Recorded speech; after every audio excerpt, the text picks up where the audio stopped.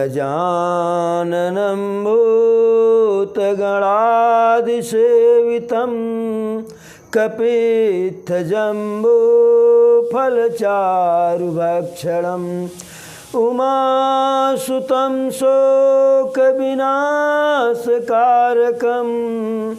नमामि विघ्नेश्वरपादपङ्कजं नमामि विघ्नेश्वरपादपङ्कजं कामिह नारि प्यारी जिमी कामिह नारि प्यारी जिमी लोभी है प्रिय जिमिदाम कामिह नारि प्यारी जिमी लोभी है प्रिय जिमिदाम तिमि रघुनाथ निरंतर प्रिय लागे मोहि राम कथारंभ होतु है कथारंभ होतु है सुनहु वीर हनुमान आई के आसन लीजिए सखा सहित भगवान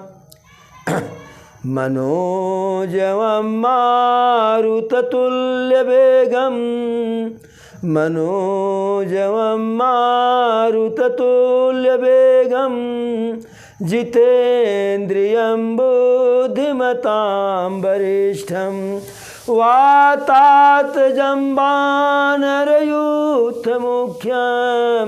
श्रीरामदूतं शरणं प्रपद्ये श्रीरामदूतं शरणं प्रपद्ये अतुलितबलिधामं हेमशैलाभदेहं दनुजबन कृशानुं ज्ञानिनामयग्रगणयं सकलगुणनिधानं वानराणामधीशं रघुपति प्रिय भक्तं वातजातं नमामि रघुपति प्रिय भक्तं वातजातं नमामि प्राणकंठगत भयउ भुआलु प्राणकंठगत भयउ भुआलु मन विहीन जनु व्याकुल ब्यालु इंद्रिय सकल विकल भई भारी जनु सर सिज बिनु बिनु बारी कवशल्या नृपति कमलीना रविकुल रवियथ यौ जियजूना कवशल्या नृपति कमलाना कवशल्या नृपति कमलाना रविकुल रवियथ यौ जिय जाना उरधरि धीर राम महतारी बोलिय बचन समय अनुसारी नाथ समुझ मन करिय विचारु नाथ समुझ मन करिय विचारु राम वियोग पयोधिय पारु करन हार तुम अवध जहाजू और चढ़ऊ सकल प्रिय पथिक समाजू धीरज धरियत पाई पारू धीरज धरियत पाई पारू और नाहित बूढ़ई सब परिवारू जवदिय धरिय विनय पिय मोरी राम लखन सिय मिलई बहोरी प्रिया बचन मृदु सुनत नृपु प्रिया बचन मृदु सुनत नृपु चितयौ आँखि उघार तलपथ मीन मलिन जनु सींचत शीतल बार धरि धीरज उठी बैठी भुआलू धरि धीरज उठी बैठी भुआलू कह सुमंत्र कह राम कृपालु कहाँ लखन कह राम सनेही, कह प्रिय पुत्र बधु अभय देही। बिलपत राऊ बिकल बहु भांति, भई जुग सरिस सिरात न राति। तापस अंध साप सुधियाई, कौशल्य ही सब कथा सुनाई। भयउ बिकल बरनत इतिहासा, राम रहित धिग जीवन आशा। सो तनु राखी करब मैं कहा, जहिन प्रेम पनु मोर निबाहा। हा रघुनंदन प्राण प्रीत, हा रघुनंदन प्राण प्रीत। तुम बिनु जियत बहुत दिन बीते। हा जानक लखन हा रघुबर, हा जानकी लखन हा रघुबर। हा पितु हित चित चातक जलधर। राम राम कहि राम कहि, राम राम कहि राम कहि। राम राम कहि राम, तनु परिहरि रघुबर बिरह। और आउ गयऊ सुरधाम। जब सुमंत्र जी महाराज दशरथ को बताए कि आपके दोनों वीर व्रती धैर्यवान पुत्र वन को चले गए, हम उनको वन में छोड़ करके आए हैं, और साथ ही आपकी पतिव्रता पुत्र वधू भी चली गई। इस वचन को सुन करके महाराज दशरथ को इतना पीड़ा हुआ कि प्राण कंठगत भयउ भुआलु। महाराज का प्राण जो है गले में आकर के अटक गया, यानी प्राण गले में है, निकलना ही है। और उनकी दशा कैसे हो गई, जैसे जो है बिना मणि के जो है सर्प की दशा हो। सारी इंद्रियां एकदम शिथिल हो गई और शरीर वैसे मुरझा गया कि जैसे जल के बिना कमल का पुष्प मुरझा जाता है। प्रभु की माता श्री कौशल्या देवी जब देखी कि महाराज इतने कुमिला सा गए हैं, शरीर बिल्कुल मुरझा सी गई है, तो वह समझ गई कि अब सूर्य वंश का सूर्य जो है डूबने ही वाला है। हिम्मत जुटा करके साहस करके समय के अनुसार बोली कि हे नाथ, मन में जरा सा विचार कीजिए, जो राम लक्ष्मण सीता वन को गए तो उनका वियोग थोड़ा सा नहीं है, उनका वियोग महासागर की तरह से अपार है। और इस वियोग रूपी महासागर को पार करने के लिए, पूरे परिवार को इस वियोग से उबारने के लिए आप ही जहाज के खेवनहार हैं। यदि आप धैर्य इस समय धारण करेंगे तो पूरा परिवार इस वियोग से पार पाएगा, इस कष्ट से छुटकारा पाएगा।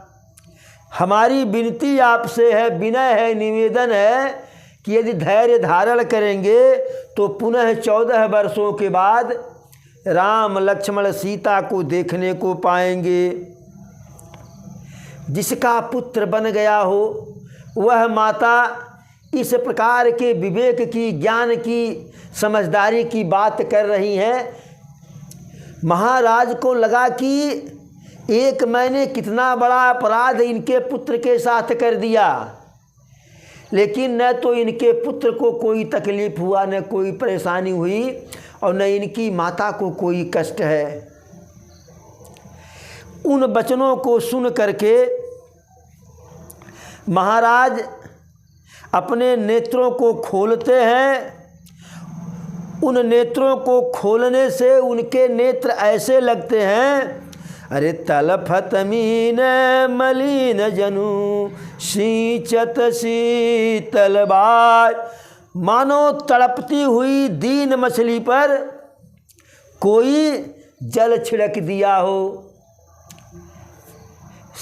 माता कौशल्या के वचन ऐसे लगे कि जैसे महाराज बिल्कुल व्याकुल थे, तो उनका वचन इतना जो है शीतल जल की तरह से था कि जैसे कोई विकल व्याकुल तलफती हुई मछली के ऊपर शीतल जल डाल दिया हो।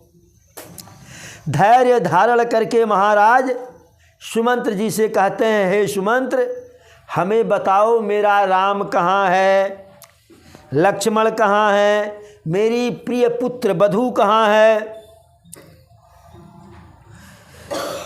अरे बिलपत राऊ बिकल बहुभांति, भई जुग सरिस सिरात राती। महाराज इस प्रकार से विलाप कर रहे हैं, रो रहे हैं, और रात्रि ऐसे लग रही है कि युग के समान हो गई, बीतने वाली नहीं है। ठीक उसी समय महाराज दशरथ को ध्यान आया, जो श्रवण कुमार के माता पिता श्रवण कुमार को श्राप दे दिए थे कि जिस प्रकार से पुत्र के वियोग में मैं व्याकुल हो रहा हूँ, तड़प तड़प रहा हूँ, उसी प्रकार से आप भी पुत्र के वियोग में तड़पते तड़पते आपका प्राण निकल जाएगा। तो एक तो श्रवण कुमार के माता पिता का श्राप था, और दूसरे प्रभु जब स्वयं भू और मनु शत्रुपा के रूप में प्रभु दशरथ जी और माता कौशल्या थी, तो यही वरदान ही मांगे थे कि जीवन मोर आप अधीना, कि आपके अधीन मेरा जीवन हो। यानी आप चाहे कोई मुझे अज्ञानी कहे, चाहे मूर्ख कहे, चाहे विषयी कहे, लेकिन आपके दर्शन पर ही मेरा जीवन निर्भर रहे। तो ऐसा वरदान भी मांगे थे। एक वरदान एक श्राप आपस में मिल गया। तो माता कौशल्या पूछी, कौन सा तपस्वी का कौन सा श्राप? तो महाराज दशरथ श्रवण कुमार के माता पिता के श्राप की कहानी बताए कि किस प्रकार से धोखे में श्रवण कुमार को हमारा बाण लग गया था। जब श्रवण कुमार को महाराज दशरथ का बाण लगा, तो श्रवण कुमार ने कोई श्राप नहीं दिया। अच्छा, एक किंवदंती यह भी है कि महाराज दशरथ का बाण श्रवण कुमार को नहीं लगा।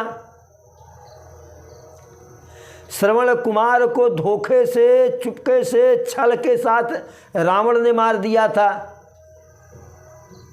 क्योंकि रावण को पहले से ही पता था कि अयोध्या के नरेश दशरथ के पुत्र के हाथों हमारा जो है सर्वनाश होगा। तो सोचा कि दशरथ ही नहीं रहेंगे,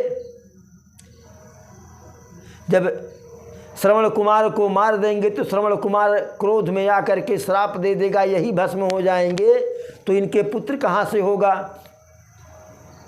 लेकिन इसका कोई लिखित साक्ष्य नहीं है, एक किंवदंती है। कुछ विश्वास इसलिए पड़ता है कि महाराज दशरथ शब्दभेदी बाण जानते थे, शब्दभेदी बाण चलाने की विद्या उनको आती थी।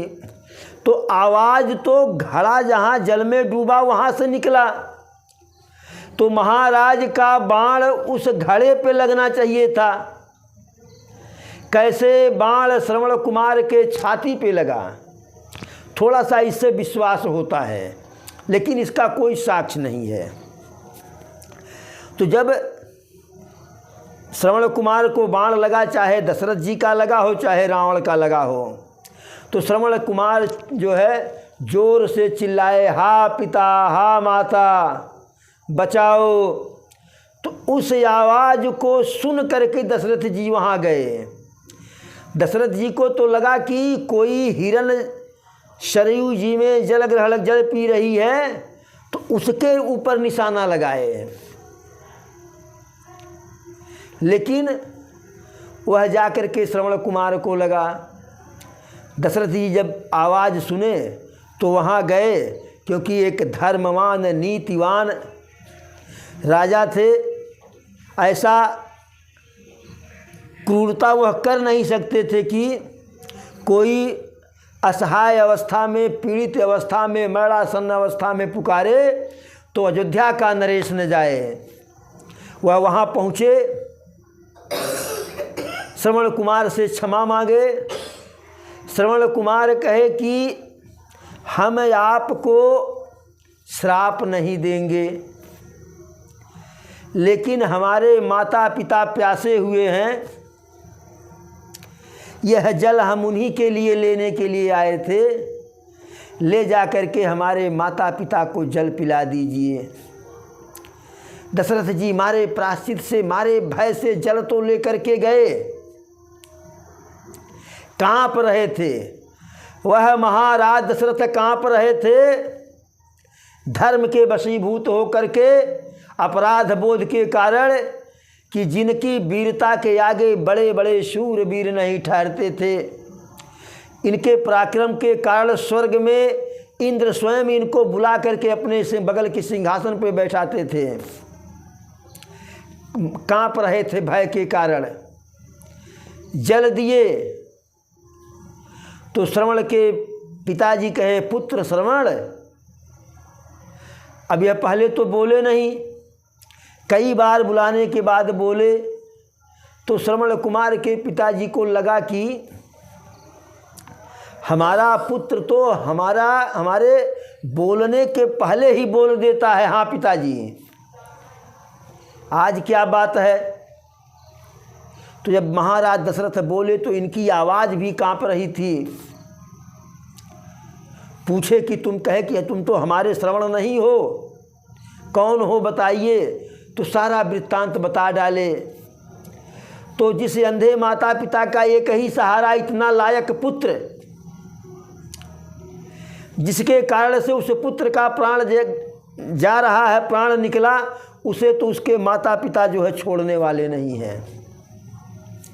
इस कारण से श्रवण कुमार के पिताजी माताजी महाराज दशरथ को श्राप दिए कि जिस प्रकार से मैं अपने पुत्र वियोग में तड़प तड़प करके अपना प्राण दे रहा हूँ, उसी प्रकार से आपका भी प्राणांत हो। लोग दशरथ जी सारी कहानी बता दिए। उसके बाद उनके प्राण निकल गए। प्राण भी कैसे निकले? राम राम कही राम कही, राम राम कही राम, तनु परिहरि रघुबर बिरह, राउ गयऊ सुरधाम। बार बार उनके मुख से एक ही शब्द निकला, राम राम राम राम राम। निरंतर राम राम कही रहे थे। तो राम का नाम जिसके मुख से निकलेगा उसे मोक्ष मिलना ही मिलना है, उसका स्वर्ग तो सुनिश्चित है। ऐसा कह करके अपने प्राणों का परित्याग करते हुए महाराज दशरथ जी के प्राण स्वर्ग को चले गए। सारे नगर में यह बात पेट्रोल के याग की तरह से फैल गई। एक तरफ तो पूरा नगर जो है राम के जाने का जो दुख था, वियोग था, सो था ही। उनके राजा का भी प्राणांत हो गया। पूरे नगर में विपत्ति का वास हो गया। हर कोई रुदन कर रहा है, क्रुंदन कर रहा है, विलाप कर रहा है। लेकिन कुछ लोग जो है महाराज दशरथ की बड़ाई भी कर रहे हैं।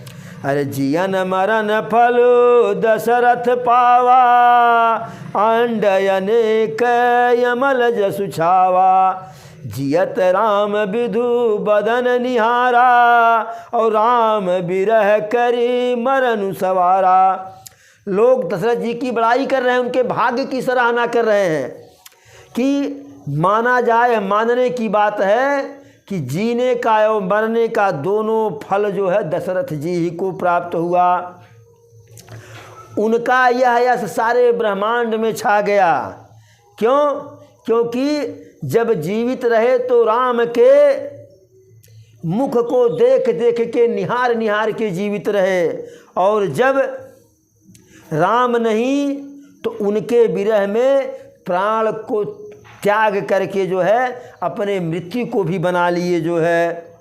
सारी रानियां शोक में विकल हैं। अनेक प्रकार से महाराज दशरथ के धर्म, बल, पराक्रम, वैभव, प्रताप की बड़ाई कर कर के बार बार रो रही हैं।